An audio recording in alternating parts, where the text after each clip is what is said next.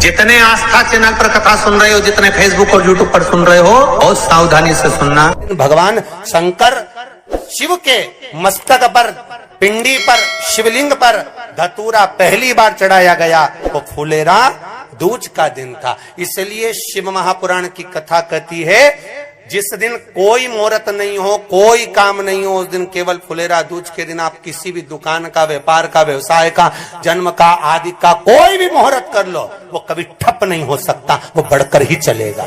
सारी जिंदगी के कांटे निकल जाते हैं, सारी जिंदगी के कांटे समाप्त हो जाते हैं फुलेरा दूज।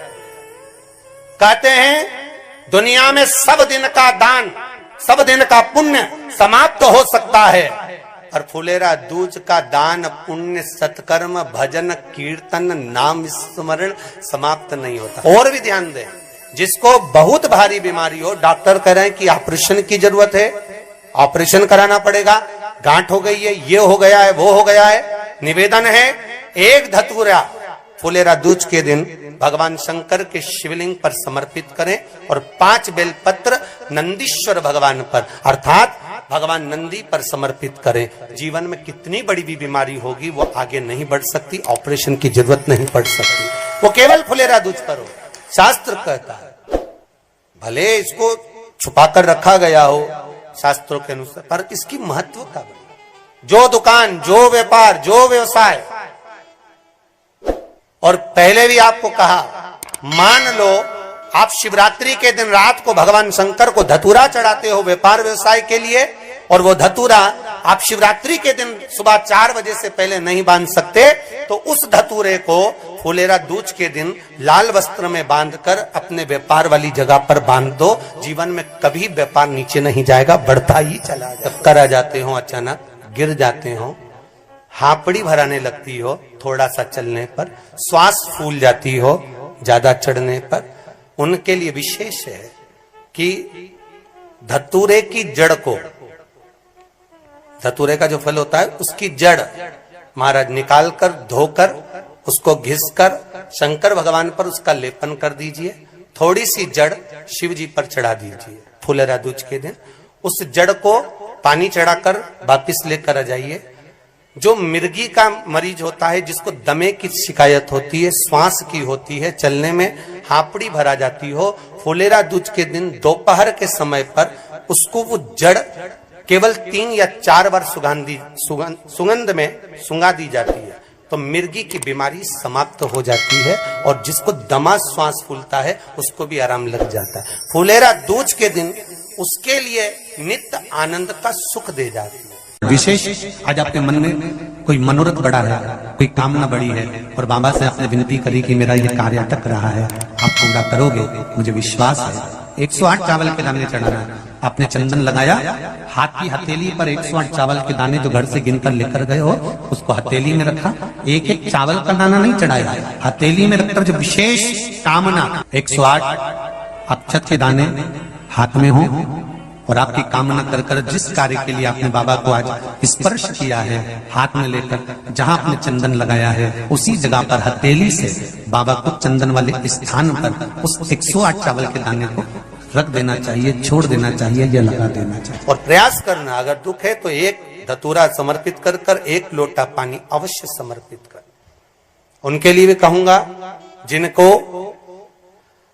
शरीर में दाद हो जाती है, खाज हो जाती है, या खुजलियों का क्रम हो जाता है, उनके लिए भी महाराज धतूरे का पानी, धतूरा 1 लोटे में डाल दो, पानी रख दो, उसमें उसके अंदर थोड़ा सा चंदन डालकर वो पानी शिव जी को समर्पित कर दो।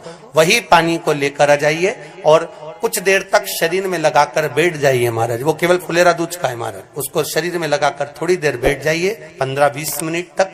शरीर के अंतर्गत कोई वस्त्र ना हो, उस वस्त्र को उतार कर उसको लगाकर बैठ जाओ। 2.5 से 3 महीने में दांत खाज, किसी भी चर्म रोग होगा वो धीरे धीरे समाप्ति की ओर हो जाएगा। महाराज फुलेरा दूज का महत्व। माता अंजना के गर्भ से जो हनुमान जी प्रकट हुए थे वो 6 भाई। पहले नंबर पर हनुमान, दूसरे गतिमान, केतुमान, रतिमान, मतिमान, व्रतिमान, ऐसे हनुमान जी महाराज 6 भाई हैं सगे। कितने भाई हैं? 6। हनुमान उसमें सबसे बड़े हैं, उसके बाद में फिर गतिमान, फिर रतिमान, फिर मतिमान। अच्छे। इसलिए आज भी नियम है, यदि कोई गाड़ी खरीदी जाती है या कोई फैक्ट्री या कोई ऑफिस का उद्घाटन किया जाता है, कोई दुकान कोई व्यापार का उद्घाटन किया जाता है, तो हनुमान जी के छोटे भाई गतिमान के नाम से हनुमान जी के मंदिर का सिंदूर लाकर स्वस्तिक बनाकर उसकी पूजन करी जाती है। भगवान श्री हनुमान जी के उल्टे पांव का तो सिंदूर रहता है, पर नाम किसका लिया जाता है? गतिमान। हनुमान जी के छोटे भाई गतिमान का नाम लेकर जब स्वस्तिक बना दिया जाता है, तो वो फैक्ट्री, वो ऑफिस, वो गाड़ी कभी जिंदगी में ठप नहीं हो सकती, अग्रण्य भाव में बढ़ती चली जाती है, इतनी तरक्की करती है कि जिसका वर्णन। नाम गतिमान का और सिंदूर, बोलते जाओ जम के, हनुमान। भगवान शिव की कथा कर रही है। शिव जी का एक नाम आशुतोष। एक बात बहुत ध्यान दीजिएगा, अगर कहीं नौकरी नहीं लग रही है, सर्विस नहीं है, नौकरी नहीं है, और आप कई बार इंटरव्यू दिया है, एग्जाम में बैठ भी गए, कंपटीशन एग्जाम में भी बैठे हो, और अगर नहीं हो रहा, कंपटीशन एग्जाम क्लियर नहीं हो रहा, या सीए का एग्जाम है या अन्य चीजों की पढ़ाई आप कर रहे हैं, या कहीं नौकरी के लिए अप्लाई कर रहे हैं, नहीं हो रहा,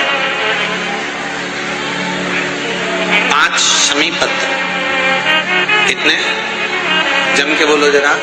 5 शमी पत्र, 5 बेल पत्र, 5 मूंग के दाने। काय के दाने? मूंग।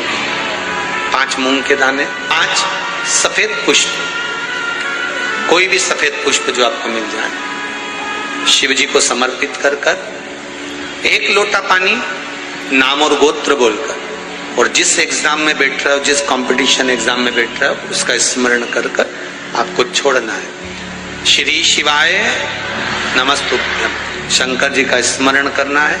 ये एग्जाम के पहले जो भी सोमवार पड़े आप उस पर कर लीजिए।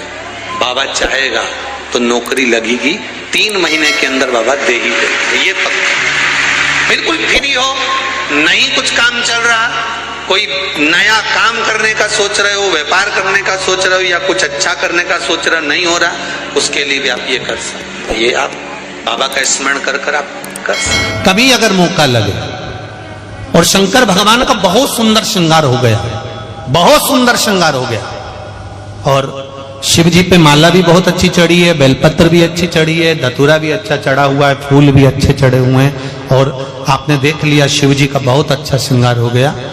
और तुम्हें कभी मौका लग जाए ऐसा,